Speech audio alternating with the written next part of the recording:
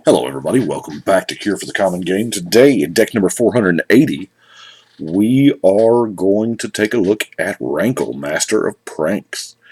Now is a 4-mana 3/3 Fairy Rogue. That will matter later, both of those things, I think. And Flying in Haste, so, it's not all the time that we get a Flying Hasting Black 3/3 for 4. So, whenever Rankle deals combat damage to a player, choose any number. Now, of course, these three options, you can only choose any number once. So, each player discards a card. Each player loses 1 life and draws a card. Each player sacrifices a creature. So you get to choose 1, 2, 3, whatever. Now, I do have the... okay. I will... There's been some order mix-up here because when I had a couple of decks done and already filmed for y'all, and then I had a couple of decks done and not filmed yet. So when I went to go play Friday Night Magic with the local play group, I grabbed some of each. And I recorded, like 482 I recorded because I had got out of order anyway. We'll get to that later. But I didn't actually play Rankle. Good buddy Danny of mine, he played Rankle, and this was a force to be reckoned with. It was a ton of fun to even play against. Which, by the way, I just want to give a shout out to Danny. Thank you so much, Danny. Y'all don't know the amount of cards that he has donated to the channel. I mean, some of which you haven't even seen yet. Just proof. Look at that. Yeah, that's a Sliver Legion. Anyway, and he got me the last legend I needed for Eldraine. So thank you so much, Danny. I do appreciate it. But gosh, we've known each other, what, 20 years probably? I don't know. Great guy. But anyway, he played Rankle, and it was fun. Now, I think the utility here is being able to choose. You don't have to choose any of them. You don't have to choose all of them. You can pick, Yeah, each player draws a card and loses 1 life is like, eh. But if you couple it with discards a card, now granted you got to do them in the order that they appear on the card because that's how, Magic cards work. But, yeah, it's really good. So I tried to... When I built the deck, I didn't super specify. I didn't hone in on any one of those 3 abilities because I felt like it's Rankle. You're going to want to be able to do all 3 of them to some effect. So let's get to it. We will start. We'll call it loosely. We'll call it ramp. Let's look at Heraldic Banner because we are playing a monocolor deck. And Heraldic Banner is amazing in a monocolor deck that uses creatures. Yeah, 3 mana is about the going rate for, a mana of any color. Here, you get to pick the color, which is fine. We're in mono black. But it also gives you your creatures of the chosen color get +1 to the front.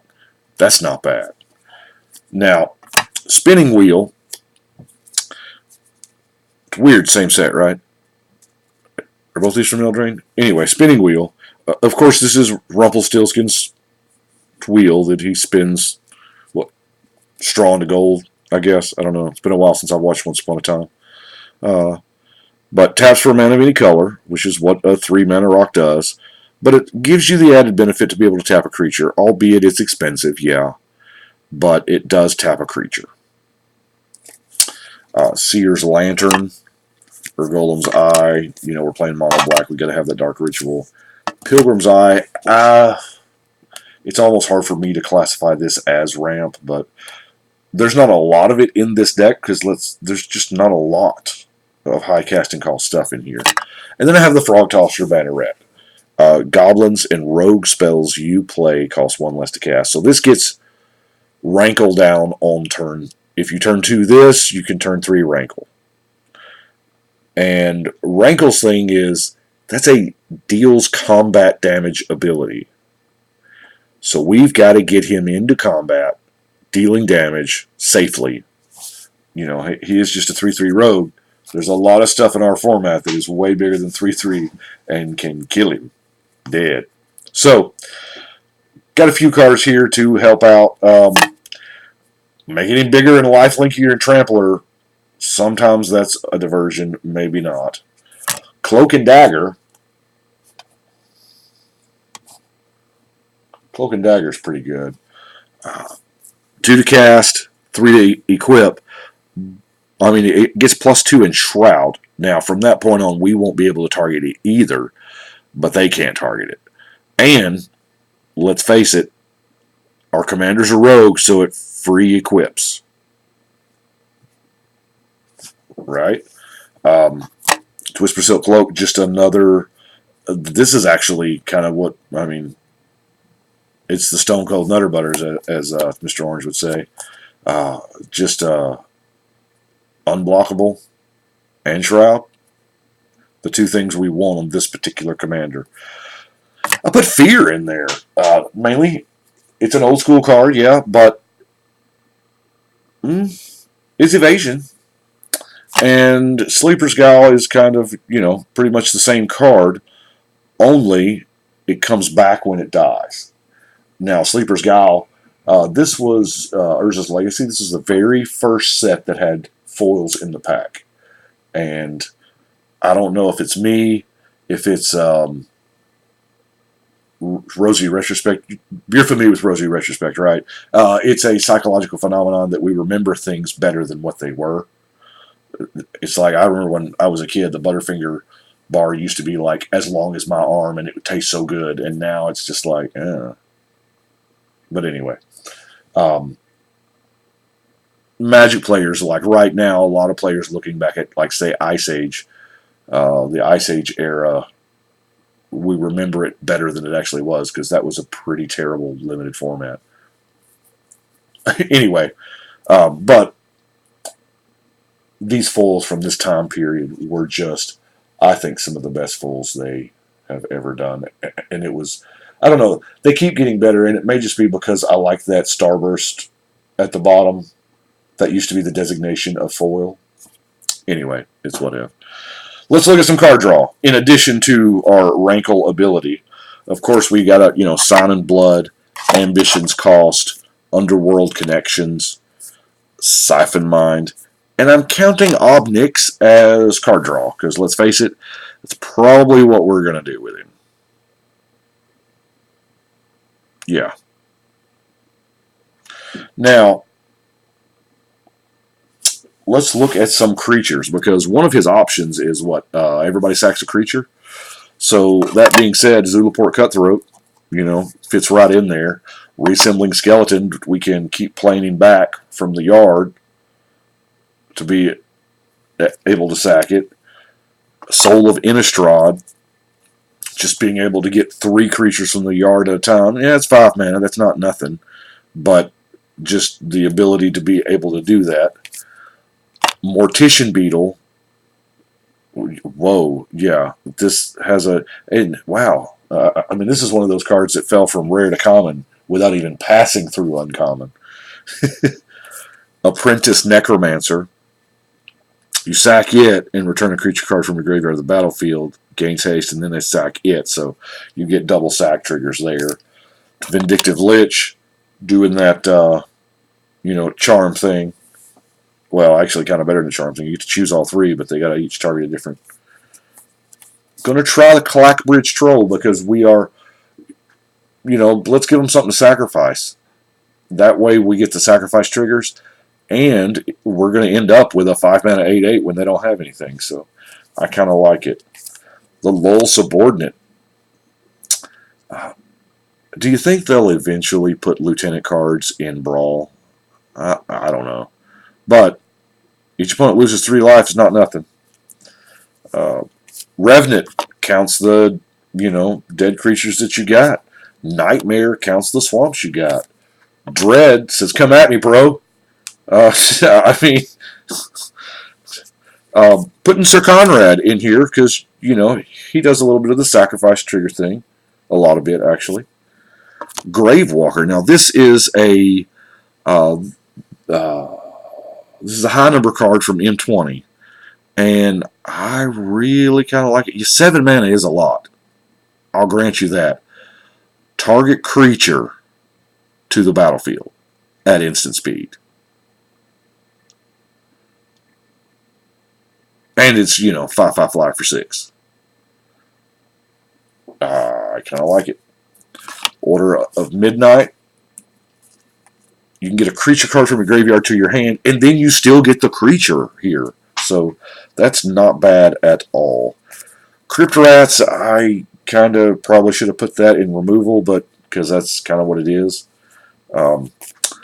Plague Stinger, Flying Infect. This is a guy that's sole purpose is to draw removal, let's face it. Fleshbag Marauder, making everybody sacrifice. So now let's get into the other part. Our commander's a rogue. He's a rogue. So other rogue creatures you control come into play with an additional 1/1 counter on it. Whenever a creature you control with a 1/1 counter on it deals combat damage, that player discards a card. Hey, we're already into discard from Rankle. So they're going to discard one from Rankle, and then one because yeah, so they're discarding 2 cards every time you hit them with Rankle. So that's not bad. We've Earwig Squad. This is a rogue, has Prowl. Now the Prowl ability is you may play it for its cheaper cost, its Prowl cost, if you dealt combat damage to a player with a Goblin or a Rogue, which the entire premise of our deck is dealing combat damage with a specific Rogue. So, yeah, kind of nice, right? Auntie Snitch has Prowl. Whenever a Rogue you control deals combat damage to a player, if it's in your graveyard, you may return it to your hands. See, this is continuing on the getting cards back. The Stink Drinker Bandit, or another Rogue with a Prowl cost of 2. When a Rogue you control attacks and isn't blocked, it gets +2/+1 to end of turn. So this is going to make, Rankle deal more combat damage. Because I realize we're trying to do combat damage to get his triggers off of him, but at some point in time, we're dealing commander damage, and that's going to add up. Nightshade Stinger, 1/1 flyer for 1. Granted, it is a rogue, and that's why it's in there, to help further enable some of these Prowl costs, maybe. Moonglove Winnower, a rogue with Death Touch. So, Death Touch is always good. It's great for blocking. It's pretty decent for attacking, too, And then Thieving Sprite. A fairy rogue, so it's kind of a kindred spirit there. We're in Eldraine, but it's got a lot of okay. A lot of people say that Eldraine should have been Lorwyn Part 2 or Return to Lorwyn, and I think not. Okay. I am drawing the parallel of Lorwyn is to Eldraine as Chroma is to Devotion. It's similar, but slightly better. That's what I think. But when Thieving Sprite comes into play, target player reveals X, where X is the number of fairies you control. So it's going to be at least, probably 2, right? This one plus Rankle, and then they discard. So at least 1. Now, that's a lot of discard. So I was like, well, let's sprinkle in some discard effects. So I threw in a Meekrum, right? Because, why not? If we're going to make them discard, let's make them discard. Let's make it hurt. And then Raider's Wake, kind of, the raid ability. Whenever an opponent discards, they lose 2. That's constant. But the raid ability, if you attacked with a creature, well, that's kind of our whole premise. So it forces a discard as well. Now, don't have the Liliana one, because that's only been printed one time. It's uncommon, and it is crazy expensive. But I was like, so you know what? What about stuff like the rack? Current wording on the rack is when the rack enters the battlefield, choose a player, or I mean, choose an opponent. That opponent has a maximum or fewer than 3 cards. Yeah, yeah. You choose an opponent. Some of those old cards were work versus all opponents. The rack does not. The rack targets an opponent, just as the cursed rack does. The cursed rack just says, target opponent has a max hand size of 4. Now, you got to be careful because we in our format love to play no max hand size cards. And when you've got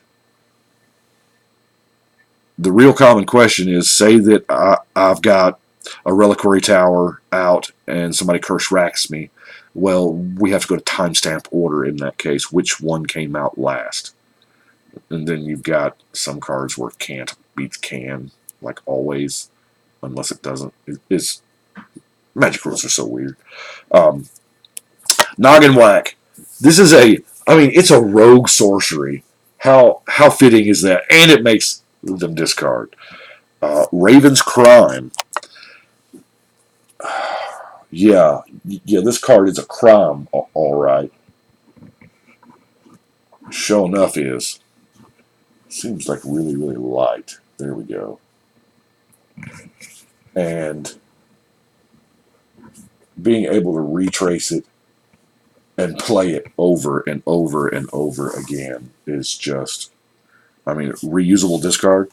Sign me up. Let's look at Shatter Assumption. You pick one. Either way, they're discarding some cards, right? In theory. And then I whipped out a Mind Shatter because I was like, you know what? Mind Shatter's really good. But for discard, we've got to run the end-all be-all. And I'll be honest with you, as far as the discard spells go, this one was the first one I came across. And I looked at it, and I set it to the side. I didn't instantly put it in the sleeve. I looked at it because I wanted to make sure I wanted to be that guy before I did it. Because once you say it's okay to yourself to put a Mind Twist in a deck, you're kind of all the way down that rabbit hole. So that's why I started gathering the others. And Hymn to Turok is a great card, and I will probably find a home for it in here. I don't think my Fallen Empire's binder's empty of Hymn to Turok yet, but the more this deck gets played, the more I may find the weak link that needs to be replaced with Hymn to Turok. But that is such a demoralizing card. To go with the discard, Leyline of the Void, and it also hurts a ton of other decks. I love the fact that it's not our graveyard, so we can still get our stuff back. And Rankle says, each player discards a card, right? So I got a bag of holding so that we can discard into the bag. Of course, the Library of Lang saying we get to choose where to discard. Turmoil's Crypt's going to nuke graveyards as well. Glistening Oil, we are attacking with a commander. That's our whole thing, is combat damage. Instigating triggers. Yeah, I get that. But the Glistening Oil doesn't have to go on Rankle. If you're just chilling out there with your Nightmare and you're like, oh, look, I have 12 swamps, and you draw the Glistening Oil, it's like, fun times.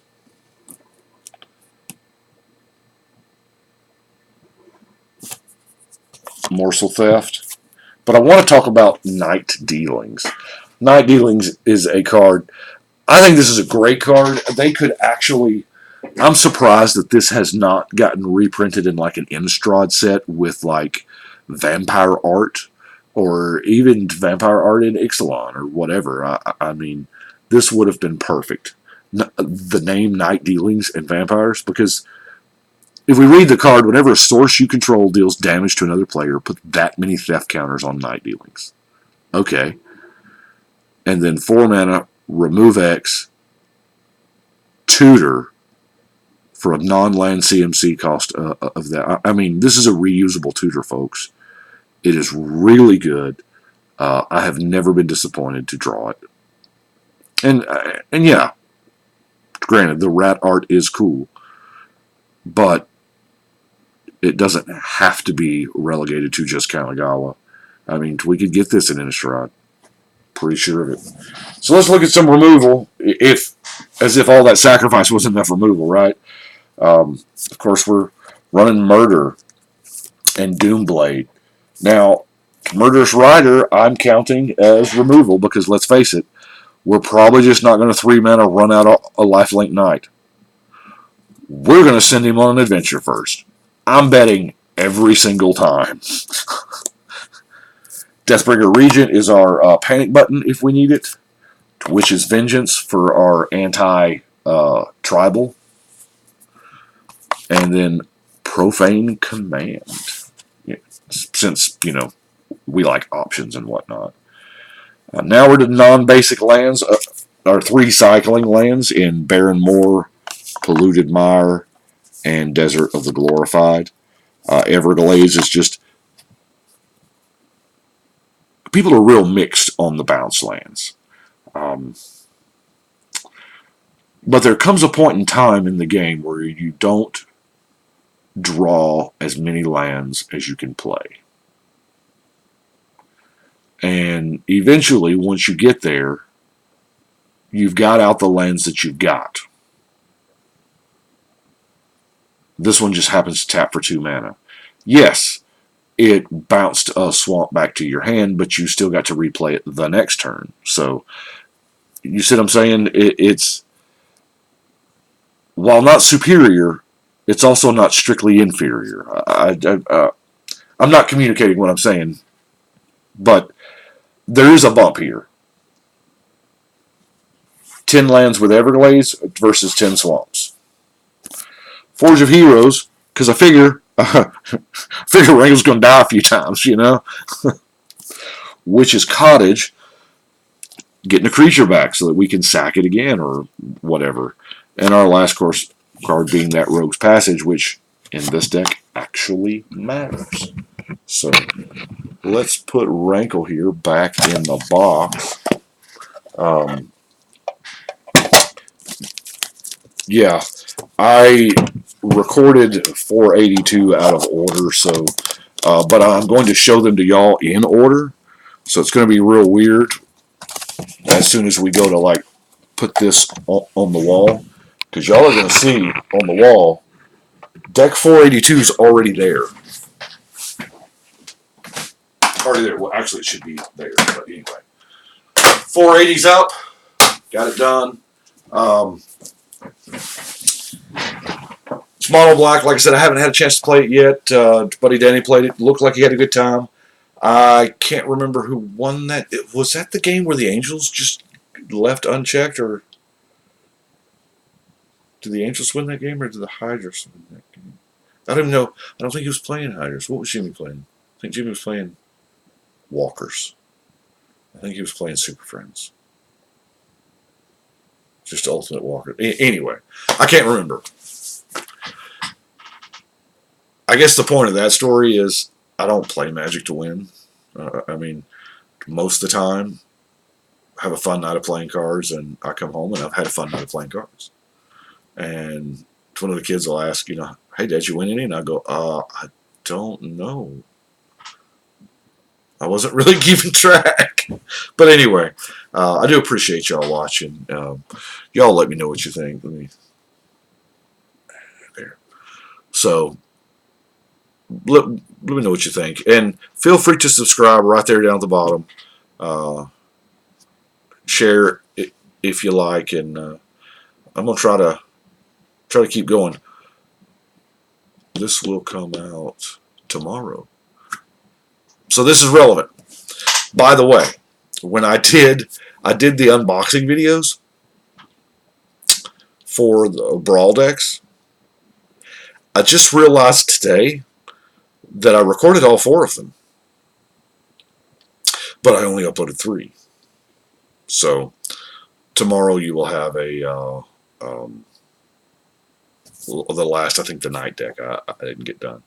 I've had a lot going on in my personal life here in the past couple weeks. So,